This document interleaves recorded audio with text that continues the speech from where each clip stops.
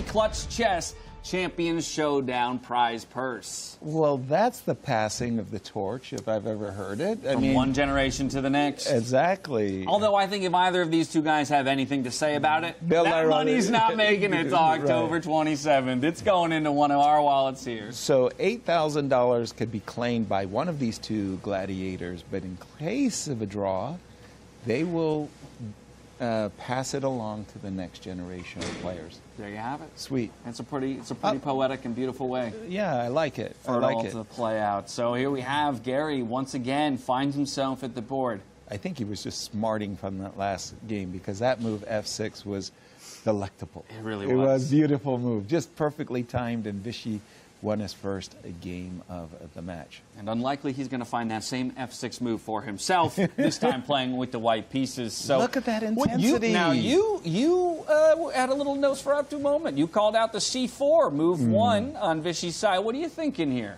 for Garry? I think, well, Garry was one of those players who absolutely, totally believed in himself and his opening. So when he's playing B3 once, twice, I would expect him to keep and stay true to himself. But he has to admit results. That last game where Vishy went C4, D4 and played for E4, that speaks for itself. Maybe it is time to play E4 or D4 and play for center control right out of the opening. I do have to say this, though. They're missing some tactics that are unique to Fischer Random. That move E2, E3 by Vishy in the previous blitz game, overlooking Bishop G5, no. That was not good. That was not good at all. And Fischer Random has its own unique tactics that do allow for tricks out of the opening, and the players aren't sensitive enough to them. They don't play enough chess actively. And okay, this is it. Big jackpot. The final opening handshake has already taken place. The players are in their seats. The clock will start it, and there you go. And there you have it. I mean, you know, he is true to himself. He believes in his opening. But this is a different response to that Yeah, B3 he was move. playing F4 before. And we also saw symmetry. In game one, it was the initial symmetry of B3, B6, but now that won't be the case this time around. I love what Vishy has done. I like the move Knight C6, inviting the whole Bishop B4 complex that we saw previous. It's kind of like he's going for the same setup, just with exactly. black. Yeah, they repeat it, and F7, F6. I love what he's done. Now, if Garry dares reach for his F-pawn to get a similar position, then the move Bishop G4. I'm sure this time Vishy is not going to let that opportunity go away. Obviously, he's telegraphing his move. He wants to play D4 and wants what we would call a big center. Pawns abreast, C5, D5, E5. Taking all of the spaces for the pieces. And Garry knows it, and Garry's sitting up and saying, how am I going to combat this different approach from Vishy? Well, then we look at pawn breaks, right? How do I disrupt that center? I'm thinking we're looking at D4, yeah? Yeah, D4.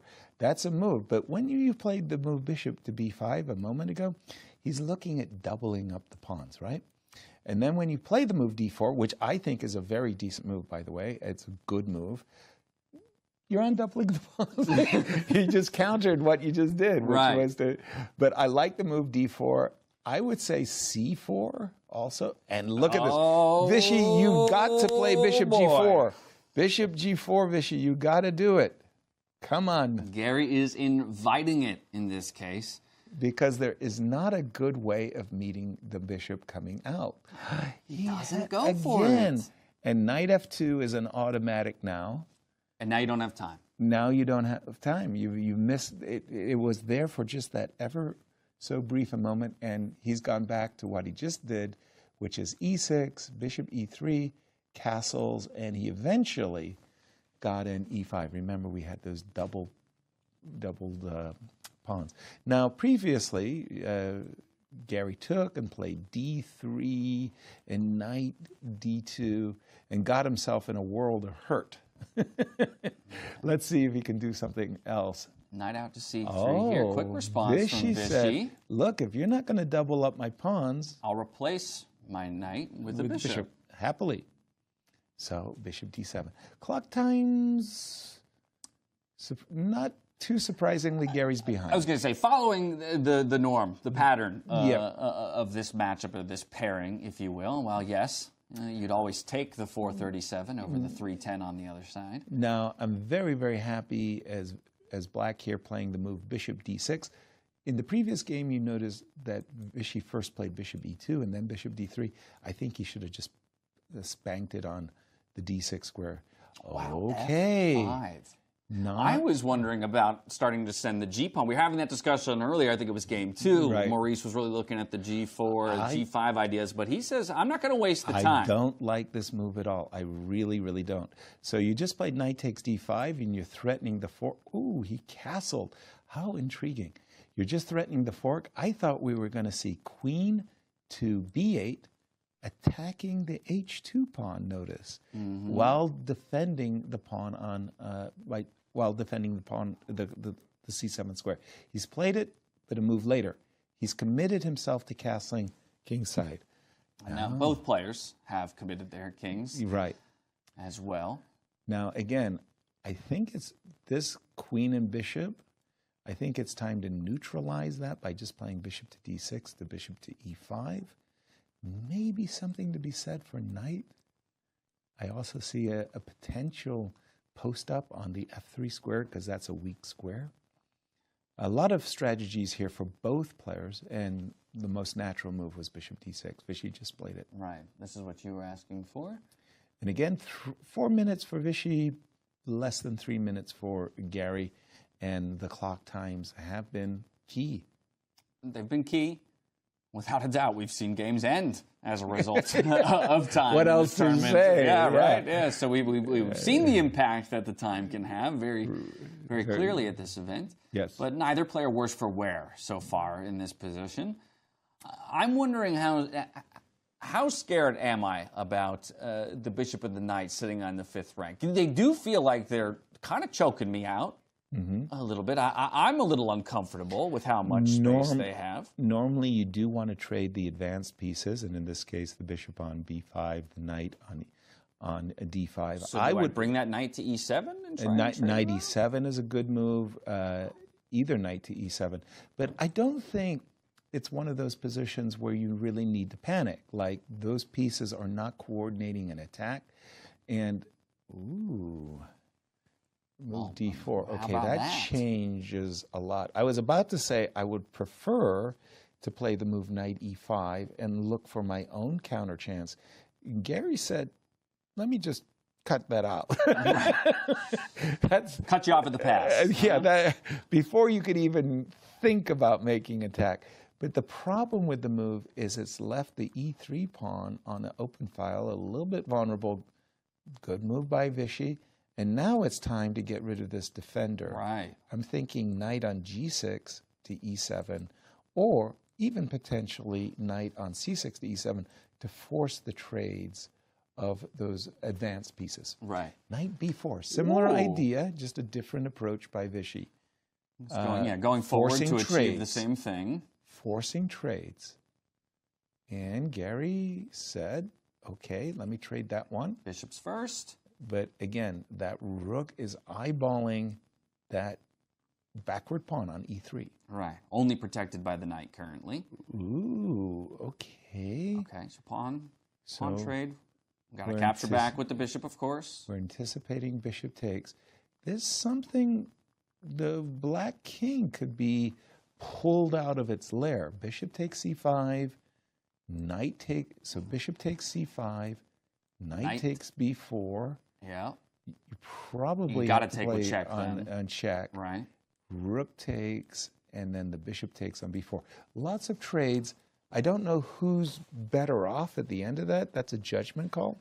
Might be too involved a question for a 5-minute Please. game. But what is your approach to evaluating the order of operations of a trade? When you have all these different opportunities for which piece can take which piece in move order, essentially, is it just a pick one and start working down that line of logic, and then pick another one, work down that line of logic until you find the one that feels the best to you? Or do you have a different system by which to evaluate Absolutely. trades? I do have a different system. And in my mind, I'm looking at the most forcing sequence where I'm capturing the most.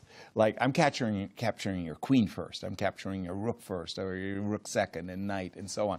And by the way, the players have gone an absolutely, totally different way. And I hate what Vishy has done, because that rook that was sitting on G1, well, it wasn't actually the rook on G1 that was sitting there, is now sitting on G7. And I'm looking at C6, and I'm thinking in my mind's eye, this king is much more vulnerable than this one. So I'm looking at the move C7, C6. Rook's on the 2nd and the 7th, right? Yeah, and I'm going, and also, by the way, I do have a way of bringing my queen into the game with bishop takes F6 and queen to C3, and I like the looks of this for white. We have Garry. two pawns hanging in the situation. Yeah, so bishop takes F6, bishop takes C5, queen C3 is one good method for white to continue.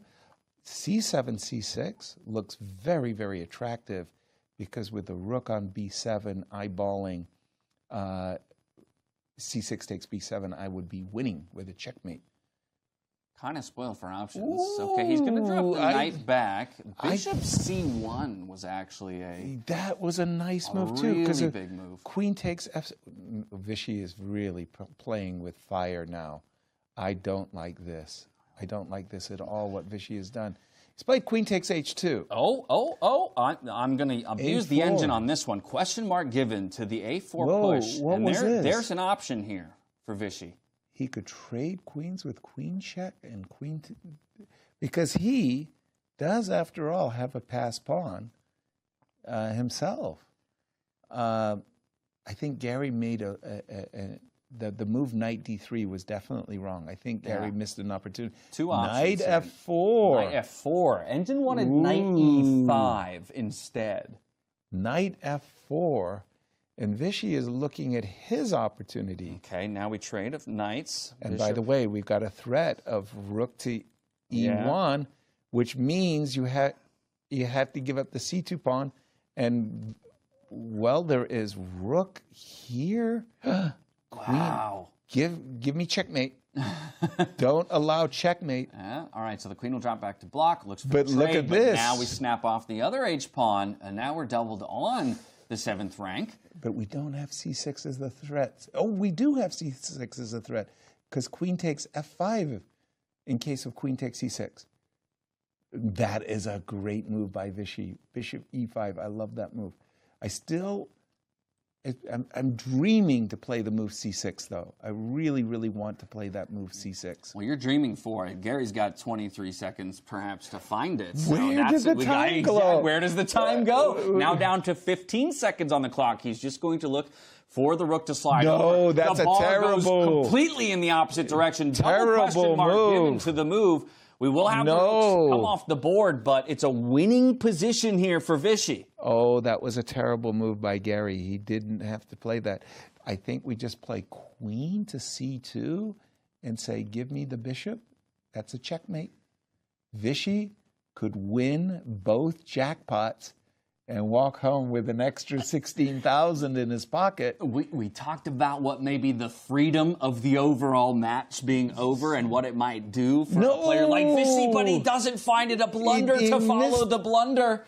And we're back to zeros. 12 seconds on the clock, though, here for Garry. Is there a perpetual? He's going to look for it. If the queen were on c2, the king could come right up the board and very happily... The king's on the run. And king's on the run. You can't play king d5. Queen takes b7 is... Queen c6. Queen... I think this is a draw. We're back into a draw situation. He had the opportunity to block with queen coming back to c6 there for a moment. Did he? I apologize. I didn't see that. That was even viable. Okay. Well, because right then you would look to trade off the queens. Maybe an option again there was queen c6. Queen c6. No, he had to play queen e7 check. What is he doing? Okay, now so we're he in a did- queen ending. He found the queen c6. But it's an move, though. extra pawn. It is the extra pawn. That's the thing. It's a pass pawn as well. A lot of question marks coming out with it. These are not easy moves to find Well, they or have make no- with they have very no- little time on the clock. No time on the clock. And we have queen c8 check.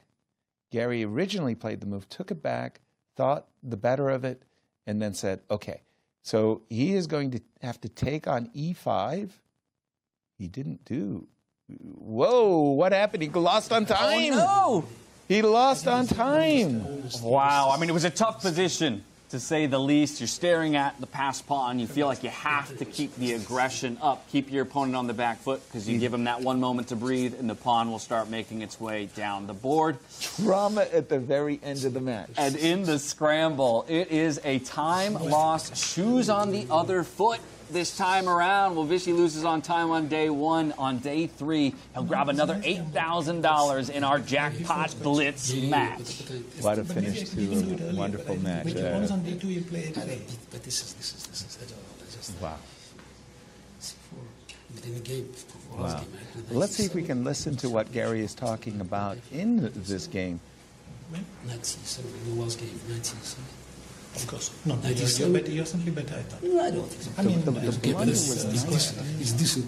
Yeah, I but think you- they're missing yeah. that okay, but I had to play play F4. If you play Yeah, E4, F4, knight D6, winning. Yeah, that's- Gary had a like win. my in F4 this game game. yesterday, I was making rook F2. Yes, this is let's just you know, could I just say rook G8, I don't know, this rook G8. But actually, the game you won today, this is very interesting. Did you see some good idea for me?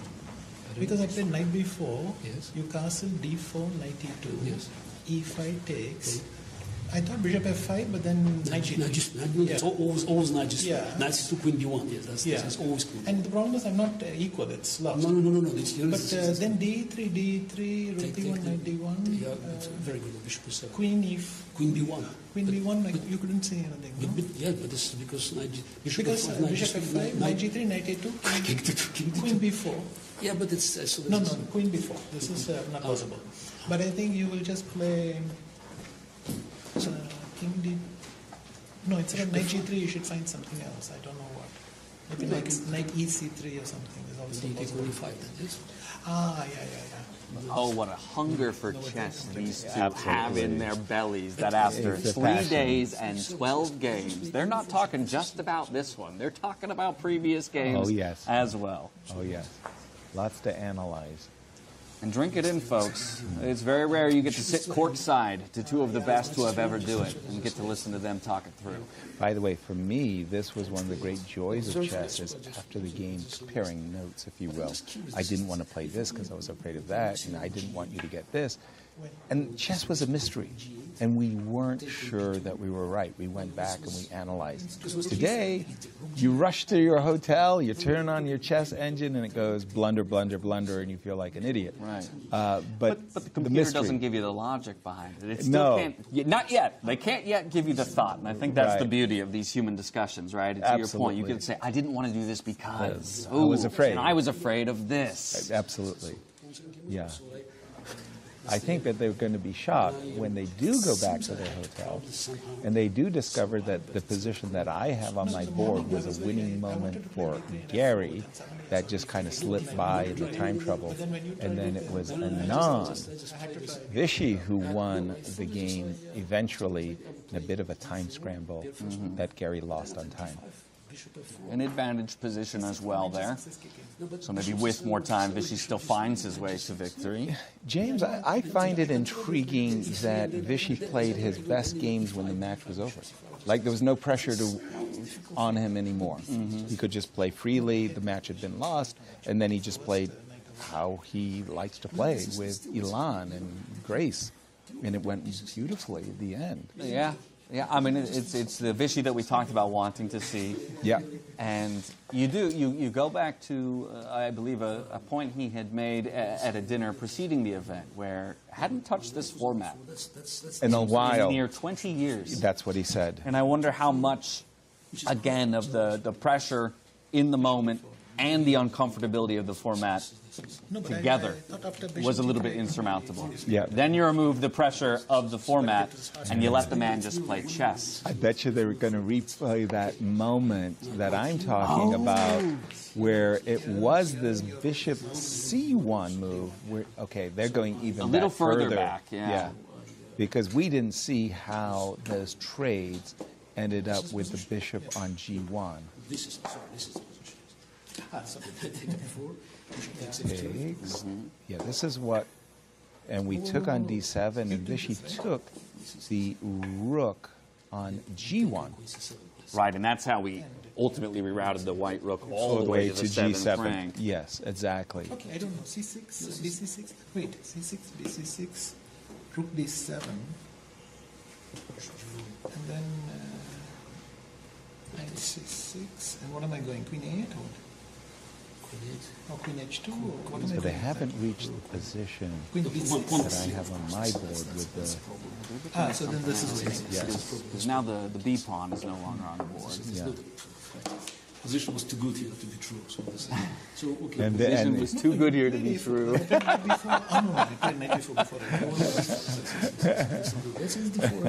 I think chess players have some of the best language. yeah, they do. I remember analyzing with Lev Polygaevsky, and his English was very poor. And I would show him a variation, and he would say, you are true. You are true. Yeah. And we have Rex Singfield and Maurice Ashley trying to congratulate the players, but they are so locked into their analysis. Maurice is Maurice helpless. is a beautiful man, so is Rex, but the game of chess right now has captured these two. Center stage. Center stage. And there is our benefactor of the chess club, Rex Singfield, congratulating both legends. This is a tournament of firsts following the renovation of the St. Exactly. Louis Chess Club. We had the first decisive victory going to Garry Kasparov, now the first champion in Garry Kasparov, the first handshake given from Rex following. Gonna make it downstairs so we can do the final interview. They're still analyzing. They don't want to leave the board. Maurice is saying, we got some questions to ask, but we don't want to leave the board. There's more for us to get into. People joining us late, final Champions cannot scores. stop. Final score line. Let's take a look at it because they entered the match with